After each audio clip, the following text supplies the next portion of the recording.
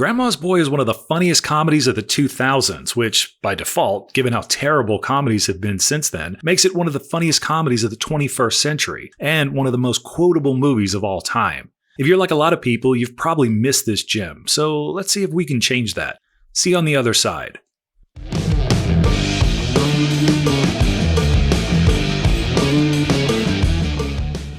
Let's face it, the plot summary for Grandma's Boy is simple, and it needs to be, as it's essentially a stoner movie, so a complex plot would be out of the question. Grandma's Boy is a story of Alex, a 35-year-old video game tester at Brainasium, where he spends his days testing upcoming video games to work out the bugs, and his nights working on his own special project, a video game called Demonic, which he's building himself. He's surrounded by sexually awkward 20-somethings who look at him as the old man. Most notable JP, who is the lead game designer, and Prodigy, that is the star of the company but a complete fucking weirdo.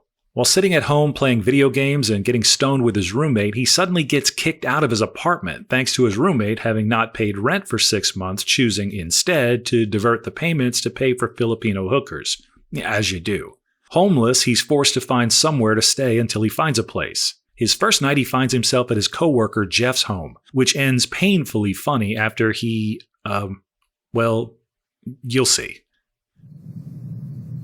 I can't believe you came on my mom. Realizing he can't stay there, he goes to the office and sleeps at his desk. The next morning, he's awakened by an attractive woman named Samantha who's there to help oversee the final stages of the new big game release the company is finalizing. In a sea of virgins, she sticks out like a sore thumb, and Alex is immediately taken with her. The next night, Alex moves in with his grandmother, Lily, and her 2 roommates, since their 4th roommate recently died and they have an extra room.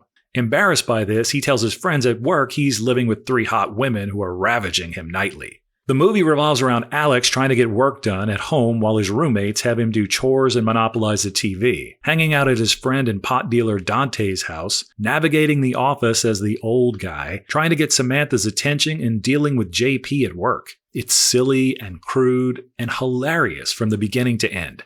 Grandma's Boy is largely the brainchild of Allen Covert, who you'll probably recognize as part of Adam Sandler's crew of regulars in movies like Happy Gilmore and The Wedding Singer.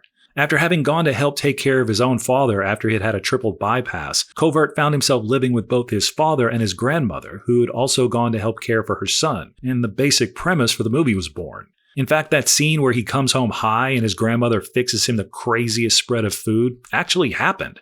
Eventually, they'd bring in Nick Swardson, who brilliantly plays Jeff, to help co-write the script and to help make it crazier and to give it more of a hard R rating. Is he sleeping? Yes, and possibly shitting his pants.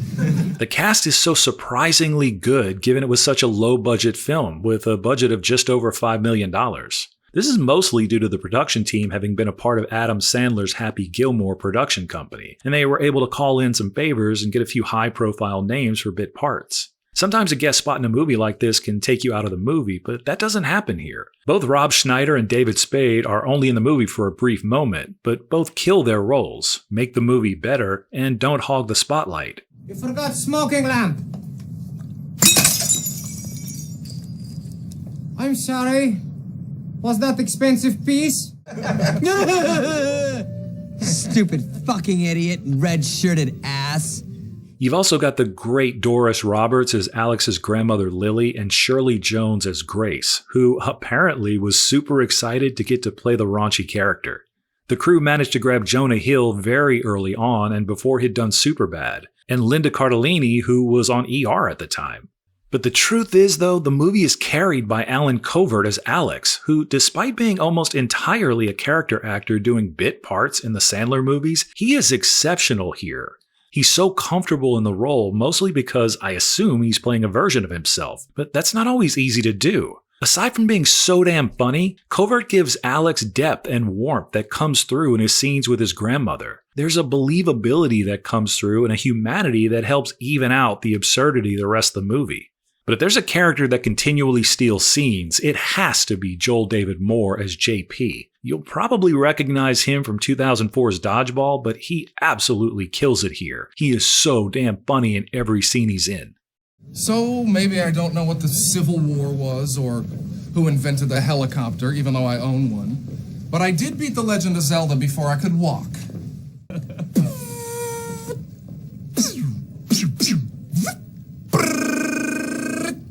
Adios, turd nuggets. In a movie landscape that's decided to take itself so seriously for the past 5 or more years, sometimes it's nice just to sit back and enjoy a movie that knows exactly what it's trying to be. It's unfortunate that the movie was such a swing and a miss at the box office, and it's really hard to understand why. My guess is that without Sandler in the lead role, few people grasped his connection to the movie and simply didn't give it a chance without knowing the lead. When it finally hit cable and DVD, where people were willing to give it a shot, many suddenly realized what a gem it was. Yeah, Grandma's Boy is stupid and silly and crude and raunchy, and sometimes that is just what the doctor ordered. It's also heartfelt and funny as hell, and if you're looking for a way to enjoy 90 minutes and you'd like to leave with a pocket full of quotable lines, you could do a lot worse than Grandma's Boy. Wow, JP, that is a great outfit. How much do clothes cost in The Matrix? Until next time, thanks for watching.